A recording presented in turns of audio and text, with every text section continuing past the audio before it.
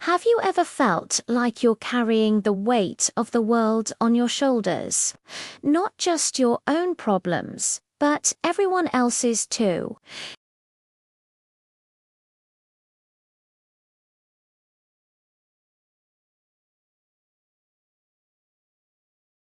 If this sounds familiar, you're not alone.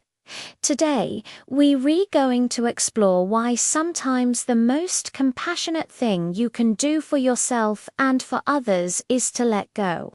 We'll dive into 3 powerful stories that will change the way you think about helping others and show you how to find peace by releasing what you can't control. Let's start with a classic story about 2 monks. These 2 monks, an older one and a younger one, were on a long journey. They came to a river with a strong current. A beautiful young woman was standing there, looking distressed.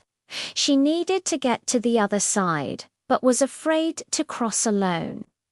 Without a word, the older monk walked up to her, lifted her onto his back, carried her across the river, and gently set her down on the other side. She bowed, and he continued on his way.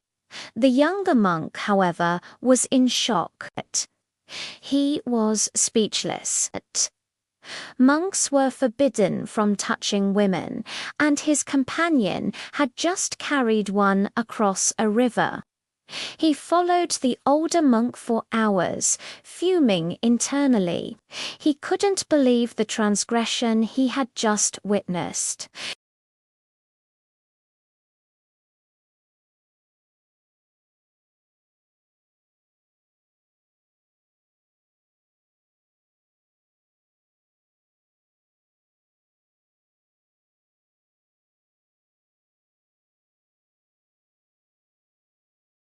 He burst out, "Brother, how could you do that? You know we are not allowed to touch women.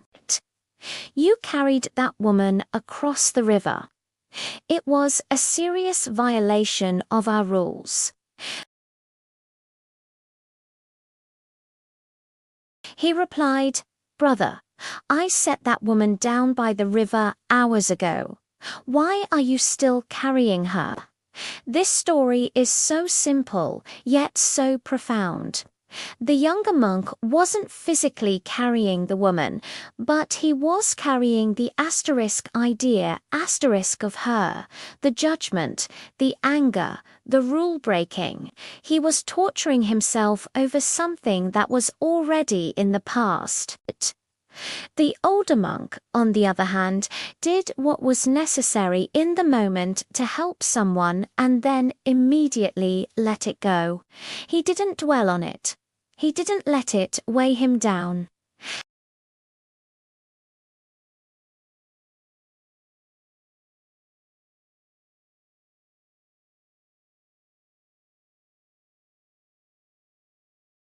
We replay conversations in our head.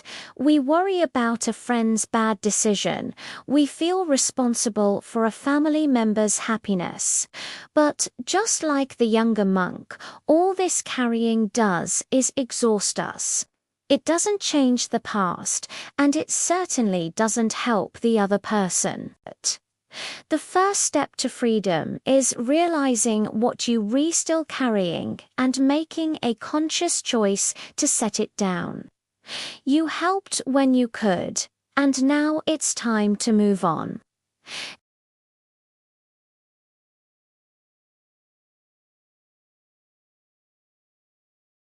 One day, the farmer's son fell off a horse and broke his leg.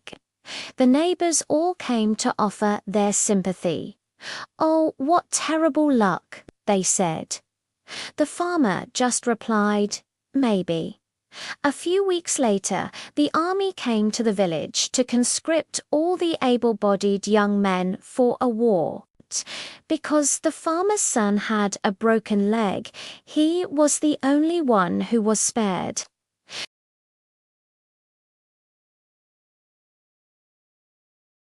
"What amazing luck!" they exclaimed. The farmer, once again, simply replied, maybe. This story teaches us about the trap of judgment. We are so quick to label things as good or bad. A friend loses their job, and we immediately think, oh, that's terrible. We suffer with them. We worry for them. A family member gets into a relationship we don't approve of, and we label it a disaster, losing sleep over it. But the truth is, we rarely see the whole picture. What seems like a catastrophe today might be the catalyst for something wonderful tomorrow. That job loss could lead your friend to their dream career. That wrong relationship might teach your family member a crucial life lesson they needed to learn. When we suffer for others' misfortunes, we're assuming we know better. We're assuming we can see the future and know what's best for them.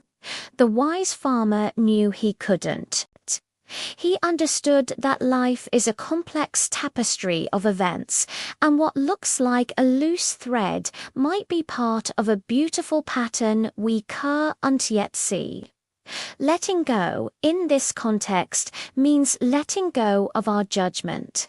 It means trusting that others are on their own path, and their journey with all its apparent ups and downs is uniquely theirs. It doesn't mean you can't be supportive. You can still offer a listening ear or a shoulder to cry on. But you can do so without carrying the burden of their bad luck. You can offer compassion without getting entangled in the drama of judgment. Just remember the farmer and say to yourself, maybe. Our third and final story is about a butterfly. A man found a cocoon of a butterfly. One day, a small opening appeared. He sat and watched the butterfly for several hours as it struggled to force its body through that little hole. Then, it seemed to stop making any progress. It appeared as if it had gotten as far as it could and could go no further. Feeling sorry for the butterfly, the man decided to help it. He took a pair of scissors and snipped off the remaining bit of the cocoon. The butterfly emerged easily, but it had a swollen body and small, shriveled wings.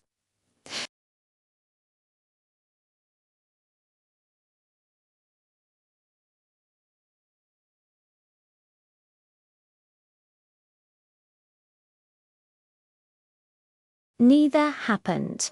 In fact, the butterfly spent the rest of its life crawling around with a swollen body and shriveled wings. It was never able to fly. What the man in his kindness and haste did not understand was that the restricting cocoon and the struggle required for the butterfly to get through the tiny opening were nature's way of forcing fluid from the body of the butterfly into its wings, so that it would be ready for flight once it achieved its freedom from the cocoon.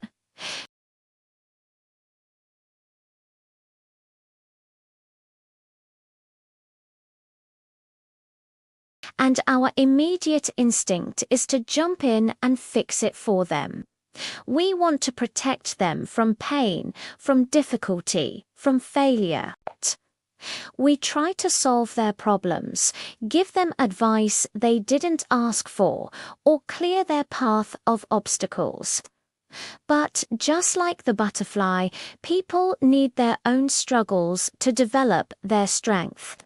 The challenges we face are what build our resilience, our wisdom, and our wings. By trying to save someone from their struggle, we might actually be robbing them of the very experience they need to grow and to fly on their own. Letting go, in this sense, is about respecting another person's journey. It's about having faith in their ability to overcome their own challenges. It's understanding that your role isn't always to be the hero who swoops in to save the day. Sometimes the most loving and supportive thing you can do is to simply be present, to be a witness, and to trust that they have the strength within them to get through their own cocoon. You can offer encouragement, but you can't do the struggling for them. Their strength is born from their own fight. So, what do we take away from these 3 stories? The monk teaches us to set down the burdens of the past. The farmer shows us the wisdom of withholding judgment. And the butterfly reminds us that struggle is essential for growth. Letting go is not about being cold or uncaring. It's the opposite. It's a deeper, wiser form of love. It's about understanding that you can't control other people's lives, feelings, or choices. You can't carry their burdens for them.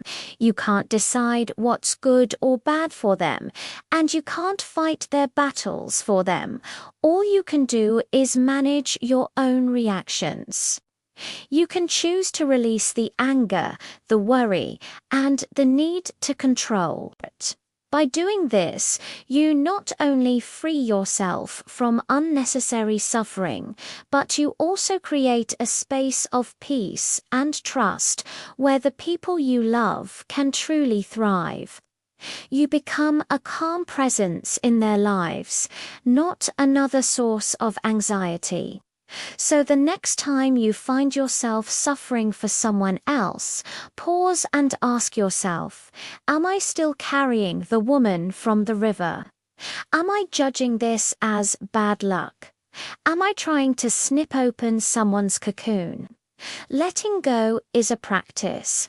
It takes time, but every time you choose to release that which you cannot control, you take a step towards a lighter, more peaceful existence. You learn to love more freely and live more fully. Thank you so much for joining me on this journey today. If these stories resonated with you, let me know in the comments which one hit home the most. Do you and forget to like this video and subscribe to Wordy Tales for more stories that make you think. See you next time.